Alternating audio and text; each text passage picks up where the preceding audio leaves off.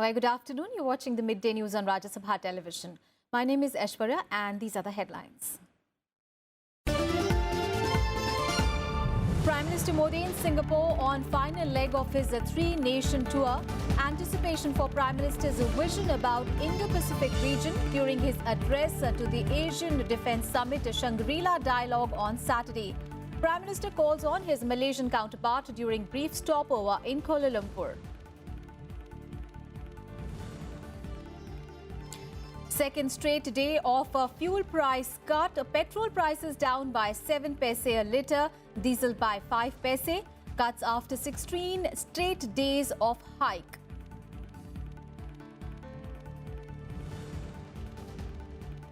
Trends coming in for bypoll to 4 Lok Sabha and 9 Assembly seats. BJP leads in Palghar Lok Sabha seat in Maharashtra. Its ally leads in Nagaland. RLD candidate ahead in Kairana. NCP leads in Bhandara Gondia. Death toll due to Nipah virus in Kerala rises to 15. 2 deaths reported from Kozhikode. 1,353 people who were in contact with the affected people before outbreak was confirmed under observation. And the Champions Trophy hockey team announced former captain Sardar Singh brought back. Virendra Lakra included in 18-man squad for the final edition of event beginning 23rd of June in the Netherlands. Our top story this afternoon, Prime Minister Narendra Modi is in Singapore on the final leg of his three-nation tour to Southeast Asia. He landed at the Changi International Airport a short while back. Today, Prime Minister Modi will visit the India-Singapore Enterprise and Innovation Exhibition and will also address a business and community event, followed by a roundtable meeting with the select top CEOs of Singapore to discuss business and investment opportunities. The key highlight of Prime Minister Modi's Singapore visit will be his keynote address at the Shangri-La Dialogue tomorrow. The Prime Minister is expected to outline his thoughts about India's policy on peace and security in the Indo-Pacific region. And tomorrow, Prime Minister Modi will also meet Singapore's top leadership. The second official visit of Prime Minister Shri Narendra Modi to Singapore. It's important at several levels. One, of course, Prime Minister is going to deliver the keynote address and at the Shangri-La Dialogue. He's the first Indian Prime Minister to do so in the 18th edition of the dialogue. India has been intensely engaged as part of Prime Minister's Act East policy in the region. Therefore, there is a great deal of anticipation and expectation in Singapore, in the region and around the world on what Prime Minister's vision is about the Indo-Pacific region, India's role and responsibility in the region, and how India will work to contribute to peace, prosperity and progress in the region. And before reaching Singapore, Prime Minister Narendra Modi was in Malaysia for a brief stopover this morning. There he met Prime Minister of the country, Mahathir bin Mohamad, the Deputy Prime Minister of the country, and congratulated the new Malaysian leadership. Mahathir Mohamad was sworn in as Malaysia's Prime Minister on 10th of May after leading the opposition alliance to a stunning election victory over the coalition which had ruled Malaysia since 1957. The Prime Minister Modi and Prime Minister Mahathir discussed ways to deepen the India-Malaysia bilateral relationship in a range of areas, including trade and investment. Foreign Ministry spokesperson Ravish Kumar said that the two leaders had a productive exchange of views on strengthening strategic partnership. Prime Minister Modi also tweeted, "Glad to have met Dr. Mahathir Mohamad. I thank him for the warm welcome. We had productive discussions on further cementing India-Malaysia ties." And the Deputy Prime Minister of Malaysia, Dr. Wan Aziza, also called on Prime Minister Modi during PM's brief stopover in Kuala Lumpur. MEA said that good discussion took place to take our relationship to newer heights. All right, let's get a perspective. Akhilesh Suman, my colleague, is joining us from the newsroom. Akhilesh, PM Modi is in Singapore right now, and the visit will build on the India-Singapore strategic partnership that was signed in 2015. Tell us more. Yeah, actually, you know that Singapore considers itself as a gateway for India, and Singapore also considers that India should consider itself, consider Singapore as gateway to ASEAN. And you know that in this way, the relationship between India and Singapore is developing. Singapore is also important in a way that many of the people who are in important positions in Singapore also belong to Indian diaspora. And the third thing that is most important, that Singapore is located very strategically, and for business also it is a very strategic point for India. So if keeping all these three things in mind, India has always been interested in keeping very close relationship in developing it in a way that it can be told that yes, Singapore is a gateway for India for the whole world, because it's a very efficient port in the whole world, and you can see that Singapore is a very small geography, but it has a port management uncomparable to anyone. So in that way, Prime Minister Narendra Modi's it is official visit, second official visit of Prime Minister Narendra Modi to Singapore, and from this also only you can understand the importance Prime Minister Narendra Modi is giving at a time when India is considering itself as a maritime power, and when India and other ASEAN nations also want a power balance in the whole region. And Yes. India has some, you know, that navy ships located near Singapore. So in that way, this is very important relationship, and this is also one of the most important visits of Prime Minister in this region after Indonesia and Malaysia as well. Absolutely. And the key event will be tomorrow, Akhilesh, where Prime Minister Modi is going to be the key speaker at the Shangri-La Dialogue, where he will outline India's vision about the Indo-Pacific region. We'll keep getting you updates from you on that big story. Thanks so much for joining us. And on to some other news now. Counting of votes for the crucial by-polls for 4 Lok Sabha seats in Uttar Pradesh, Maharashtra and Nagaland is underway at the moment. And in Palghar in Maharashtra, BJP's Gavit Rajendra Dhendya is leading over his rival. The lead is over 19,000 votes, and the NCP candidate is leading in the second Lok Sabha seat in the state, for which by-polls were held in Bhandara, Gondia. In Kairana in Uttar Pradesh, RLD candidate who was backed by the opposition, Tabassum Hassan, is leading by over 41,000 votes. And in the Nagaland Lok Sabha seat, Naga People's Front candidate is leading over the NDPP candidate by over 11,000 votes. And counting of votes for the by-polls held for 9 assembly seats is also being held today. And the Congress has won the Ampati assembly seat in Meghalaya. Its candidate has won uncontested in Palu's Karegaon assembly seat in Maharashtra. And Samajwadi Party candidate has won the Nurpur assembly seat. The BJP candidate is leading in Tharali in Uttarakhand. The Congress is leading from Shahkot in Punjab. And in Jharkhand's Sili seat, the JMM candidate is leading. RJD candidate is leading from Jokihat in Bihar, and the CPIM's candidate has won the Chenganur seat in Kerala. And the Congress has won the Karnataka's Raja Rajeshwari Nagar Assembly constituencies. Congress's N. Muni Ratna won by over 44,000 votes. Nearly 53% voter turnout was recorded in RR Nagar across 471 polling stations on 28th of May. The polling was the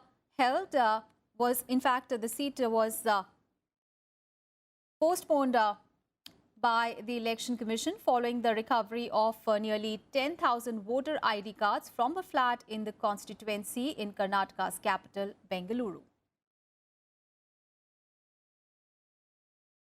And now our special story on the 4 years of the NDA government at the centre.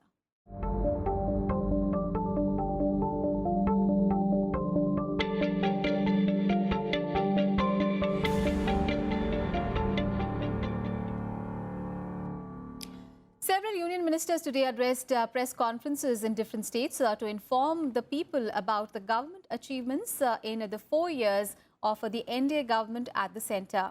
Presenting Modi government's achievements, Home Minister Rajnath Singh exuded confidence that India will soon be ranked among top 5 economies of the world. HRD Minister Prakash Javadekar also addressed media in Amritsar. The NDA government completed its 4 years in power on 26th of May.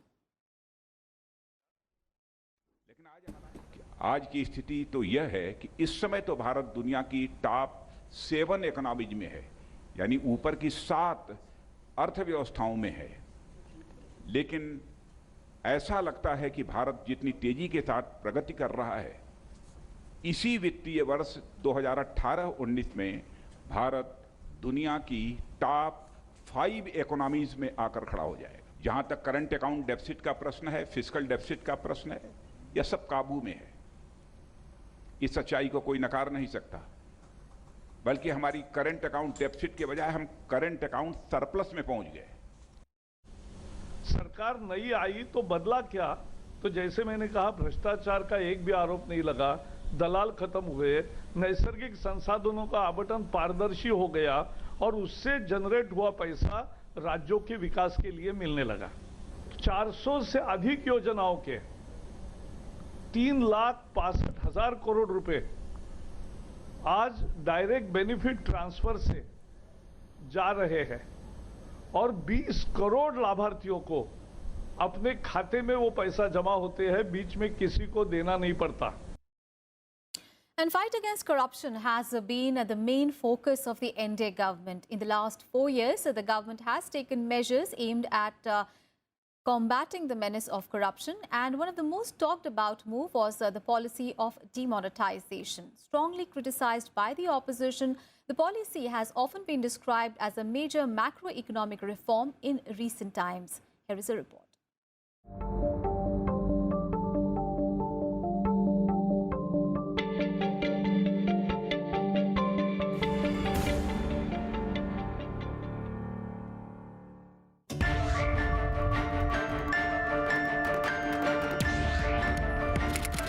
It was this announcement by Prime Minister Narendra Modi on November 8, 2016, which changed the way we looked at the money.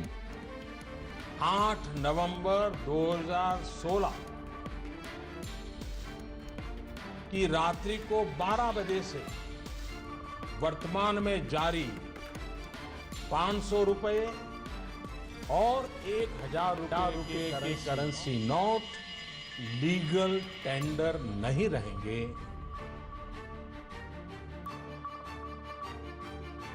The move was aimed at transforming the way money circulated that sometimes changed hands beyond checks and balances. It was a necessary evil. It was a shock to the system.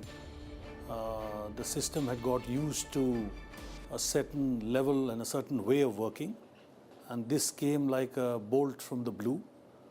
I think the consequences of it were many, and the greatest consequence was that it brought some fear into people who had unaccounted wealth, and that has been proved because the new tax returns rose by about 33% the year which followed demonetization.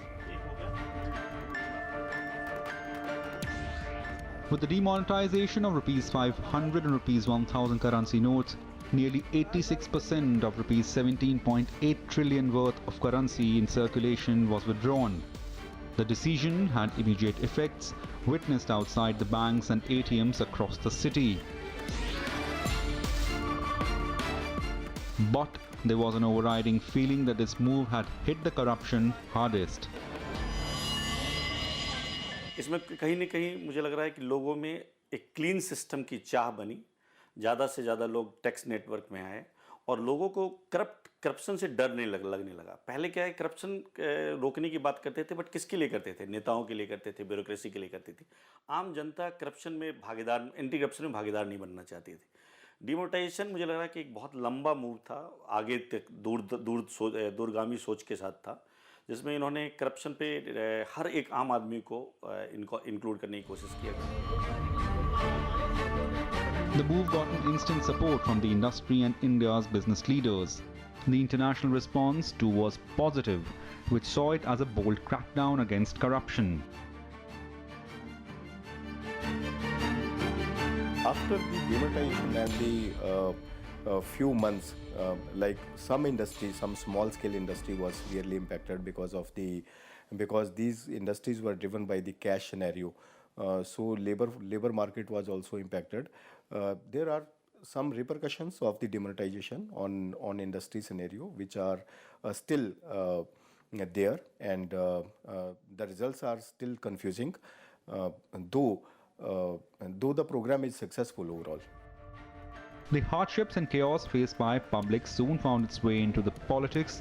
Parliament witnessed sharp exchanges and long debate in both the houses. The debate was finally settled by Prime Minister Modi himself. क्योंकि ये लोग ऐसे हैं कि जिनके खिलाफ हमने एक स्वर से लड़ना ही पड़ेगा। ईमानदार व्यक्ति को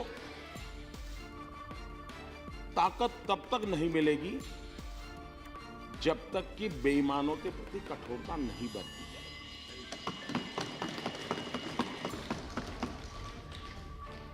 और इसलिए इन कदमों का अल्टीमेट लाभ ईमानदार शक्तियों को बल मिलने वाला है।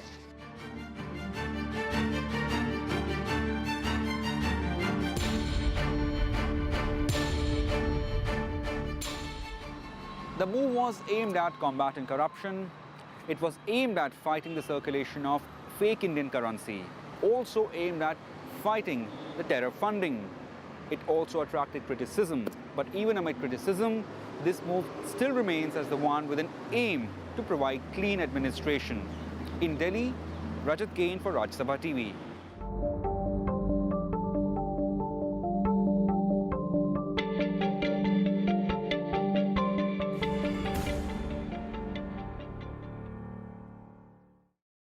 News from Maharashtra now, where the state agricultural minister and senior BJP leader Pandu Rang Phankar died today after a brief illness.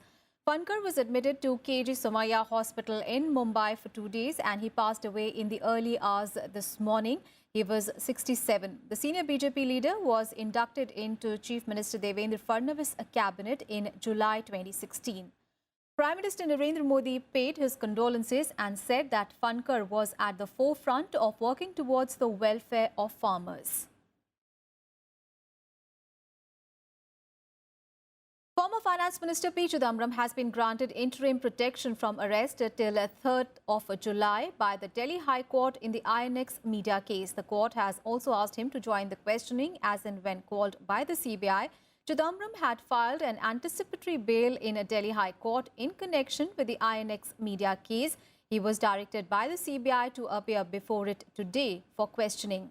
The CBI had registered an FIR after irregularities were found in FIPB clearance of 305 crore rupees to INX media during Chidambaram's tenure as the country's finance minister.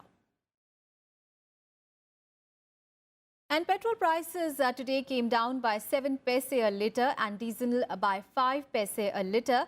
The second reduction since yesterday after 16 days of continuous hike. In the national capital, petrol now is priced at 78.35 rupees a litre and diesel at 69.25 rupees a litre. The Indian Oil Corporation had yesterday announced a reduction in petrol and diesel prices by 1 paise a litre.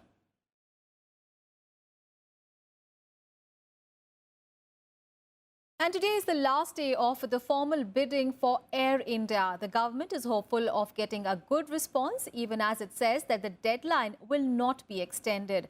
The original deadline was 14th of May, which was extended till 31st of May. The Civil Aviation Secretary R.N. Chaubey had earlier made it clear that Air India will not be sold unless the government gets a right price for it. However, he maintained that the government intends to complete the disinvestment by the year end. The government had on 28th of March unveiled plans to sell up to a 76% stake in the carrier and transfer the management control to private players. Big story coming in from Kerala, where Nipah virus has claimed yet another life in the state as the death toll has now risen to 15. More than 1,000 people who are confirmed to have been in contact with the affected persons are currently under observation. The outbreak of the Nipah virus infection is suspected to be from an unused well in Perambur district of Kerala, which was infested with bats. The natural host of the virus is believed to be fruit bats, and Kerala has procured about 50 doses of the antibody from Australia to combat Nipah virus. Now, amid fears that the virus has spread to other states as well, several state governments have now issued a public advisory urging people of their state to take necessary precautions. Over 300 soldiers from India and Nepal took part in a joint military exercise between the two nations in Pithoragarh in Uttarakhand. The annual military exercise, Surya Kiran, is conducted alternatively in India and Nepal every 6 months. Now, during the exercise, both the nations will share their experiences of counter-insurgency and counter-terrorist operations. The primary aim being to conduct battalion-level joint training with emphasis on counter-terrorism operation in mountainous terrain. It is India's largest military exercise in terms of troop participation. The military exercise is set to conclude on the 12th of June.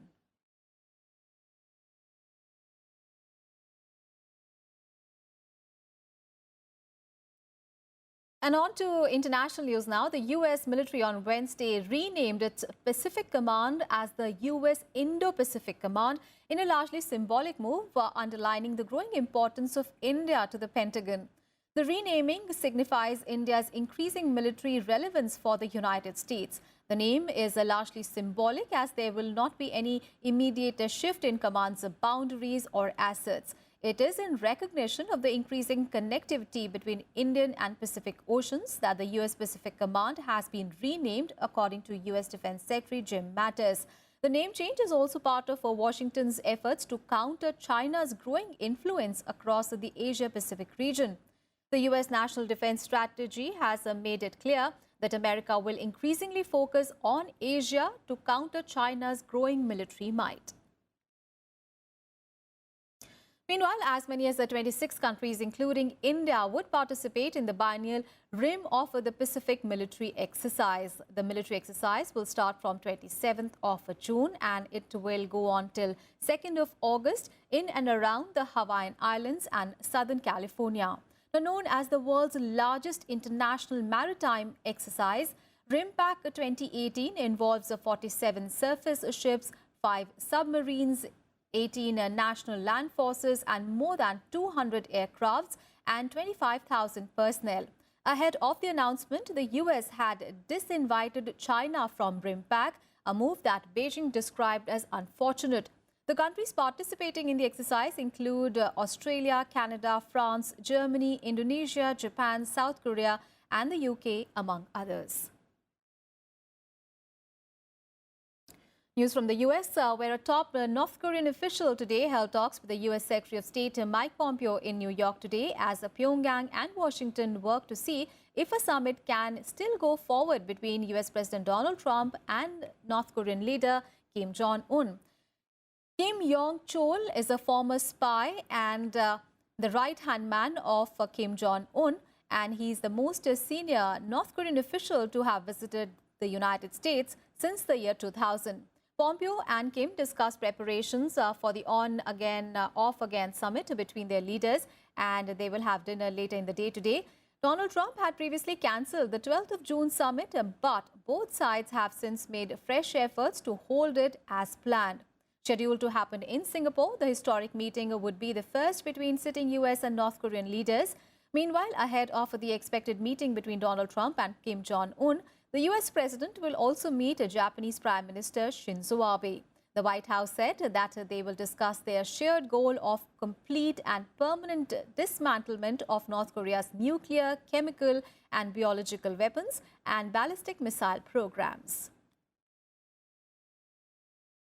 Since the president's May 24th letter to North Korean leader Kim Jong-un, the North Koreans have been engaging with the United States. The United States continues to actively prepare for President Trump's expected summit with leader Kim in Singapore. President Trump will meet with Prime Minister Shinzo Abe of Japan on June the 7th at the White House. And on to sports news now. Hockey India announced the 18-member Indian men's team who will take part in the final edition of the prestigious Hockey Champions Trophy in the Netherlands. The team will be led by goalkeeper P.R. Srijesh, under whose captaincy, India had won the silver in the previous edition. Now, Srijesh will be joined by youngster Krishan Pathak as the goalkeeper. India's defence will see the experienced Virendra Lakra making a comeback into the squad, joined by Harmanpreet Singh, Varun Kumar, Surinder Kumar, as well as Amit Rohtidas.